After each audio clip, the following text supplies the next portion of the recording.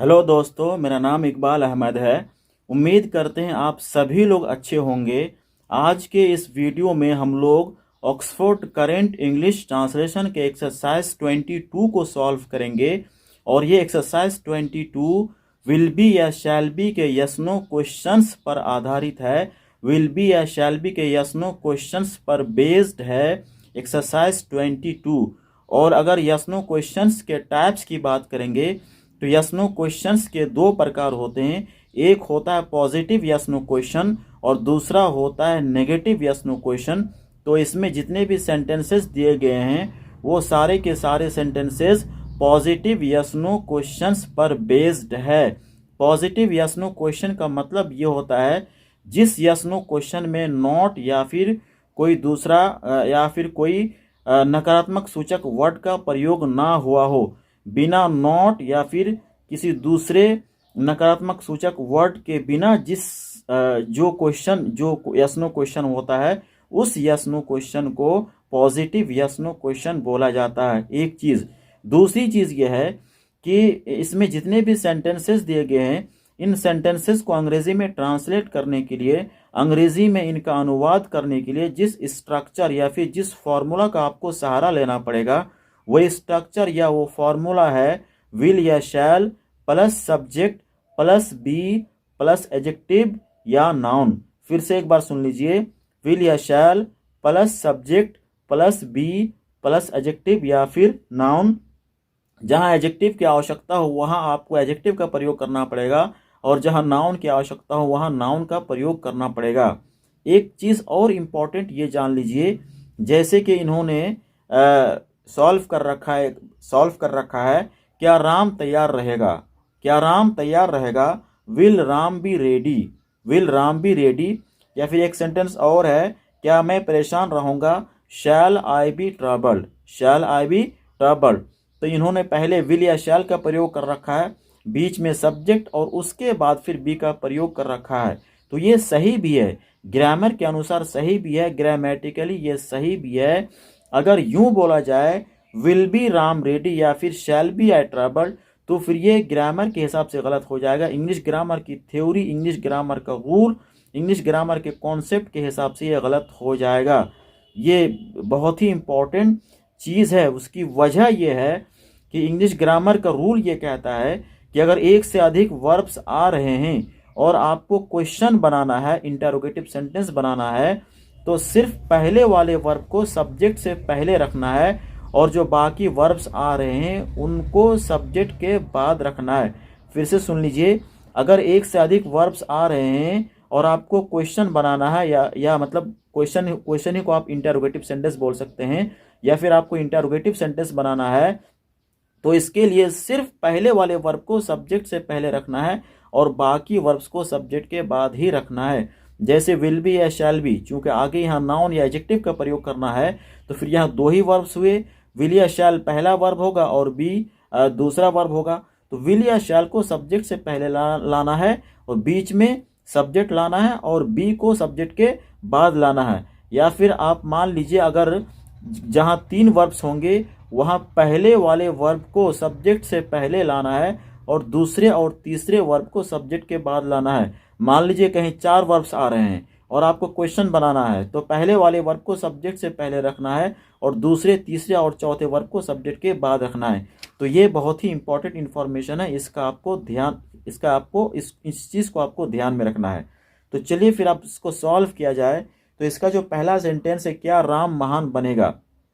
क्या राम महान बनेगा, will Ram be great. Will Ram be great. यहाँ आपको व्हाट का, क्या के लिए आपको व्हाट का प्रयोग नहीं करना। बहुत सारे बच्चे ये समझते हैं कि हिंदी में अगर क्या आ गया तो फिर उसके लिए अंग्रेजी में व्हाट का प्रयोग करना पड़ेगा। ये बिल्कुल गलत है एकदम। ये आपकी गलत फहमी है, ये उन लोगों की गलत सोच है। उसकी वजह यह है, मैं आपको बताना चाहूँगा कि क्या दो टाइप का होता है। क्या के दो प्रकार होते हैं। एक वो क्या जो सेंटेंस के शुरू में आता है और एक वो क्या जो सेंटेंस के बीच में आता है। जैसे यहाँ क्या राम महान बनेगा, यहाँ क्या राम, जो क्या आ रहा है ये सेंटेंस के शुरू में आ रहा है। तो हम आपको बताना चाहेंगे कि जो क्या सेंटेंस के शुरू में आता है उस क्या के लिए कभी भी व्हाट का प्रयोग नहीं किया जाता है। फिर आप कहेंगे उसके लिए फिर क्या करना है, तो उसका जवाब यह है कि जो आप वर्ब को सब्जेक्ट से पहले लाते हैं, वर्ब को सब्जेक्ट से पहले लाते हैं, तो वर्ब को सब्जेक्ट से पहले लाने ही से उसकी मीनिंग आ जाती है। और जब भी आप वर्ब को सब्जेक्ट से पहले लाते हैं तो इस काम को इंग्लिश ग्रामर की भाषा में बोला जाता है इन्वर्जन, INVERSION। ध्यान रखिएगा, जब भी आप वर्ब को सब्जेक्ट से पहले लाते हैं, और कई ऐसे सिचुएशंस हैं जहां वर्ब को सब्जेक्ट से पहले लाना पड़ता है, तो जब भी आप वर्ब को सब्जेक्ट से पहले लाते हैं तो वर्ब को सब्जेक्ट से पहले जो आप रखते हैं, इस काम को इंग्लिश ग्रामर की भाषा में बोला जाता है इन्वर्जन। तो मैं ये बात कर रहा था कि अगर क्या सेंटेंस के शुरू में आ रहा है तो उस क्या के लिए आपको व्हाट का प्रयोग नहीं करना है, और जो क्या सेंटेंस के बीच में आता है उस क्या के लिए आपको व्हाट का प्रयोग करना पड़ता है। जैसे आप बोलेंगे उसने क्या कहा, उसने क्या कहा, तो यहाँ उसने पहले आ रहा है और क्या बीच में आ रहा है, तो इस क्या के लिए आपको व्हाट का प्रयोग करना है। तो इसकी अंग्रेजी हो जाएगी व्हाट डिड ही से, व्हाट डिड ही से। तो इस चीज का आपको ध्यान में रखना है कि क्या अगर शुरू में आ गया सेंटेंस के शुरू में, तो उस क्या के लिए आपको व्हाट का प्रयोग बिल्कुल नहीं करना है, और अगर बीच में आ रहा है तो फिर आप उस क्या के लिए आपको व्हाट का प्रयोग हर हाल में करना पड़ेगा। तो चलिए, तो पहला सेंटेंस क्या राम महान बनेगा, will Ram be great, will Ram be great. अगला सेंटेंस है क्या वे ईमानदार बनेंगे, will they be honest, will they be honest. क्या मैं परेशान रहूंगा, shall I B troubled, shell I B troubled. क्या सीता तैयार रहेगी, will Sita B ready, will Sita B ready. क्या बच्चे भूखे रहेंगे, will the children be hungry, will the children be hungry. यहाँ आपको चिल्ड्रन से पहले डेफिनेट आर्टिकल द का प्रयोग हर हाल में करना पड़ेगा, क्योंकि इंग्लिश ग्रामर की थ्योरी, आर्टिकल की थ्योरी ये कहती है कि अगर प्लूरल काउंटेबल नाउन, अब चिल्ड्रन क्या प्लूरल काउंटेबल नाउन है, अगर प्लूरल काउंटेबल नाउन के बारे में आप स्पेसिफिक रेफरेंस में बात करना चाह रहे हैं, खास तौर से बात करना चाह रहे हैं, तो उसके लिए आपको हर हाल में डा का प्रयोग करना पड़ता है। अगर आप दा का प्रयोग नहीं करेंगे तो गलत इसलिए हो जाएगा क्योंकि सेंटेंस से क्लियर हो रहा है कि कुछ खास बच्चों के बारे में बात हो रही है, और अगर आप यहाँ दा का प्रयोग नहीं करेंगे तो फिर प्लूरल काउंटेबल नाउन विदाउट दा का मतलब स्पेसिफिक रेफरेंस में बात नहीं हो पाएगी, इसलिए यहाँ आपको दा का प्रयोग हर हाल में करना है। तो क्या बच्चे भूखे रहेंगे, will the children be hungry, will the children be hungry. क्या तुम्हारा भाई एक डॉक्टर बनेगा, will your brother be a doctor, will your brother be a doctor. क्या भारतीय ईमानदार होंगे, will Indians be honest, will Indians be honest. क्या वह नेक होगा, will he B gentle, will he B gentle. क्या सीता लंबी होगी, will Sita B toll, will Sita B toll. क्या राधा बीमार रहेगी, will Radha be ill, will Radha be ill. क्या मैं संतुष्ट रहूंगा, shall I be satisfied, shall I be satisfied.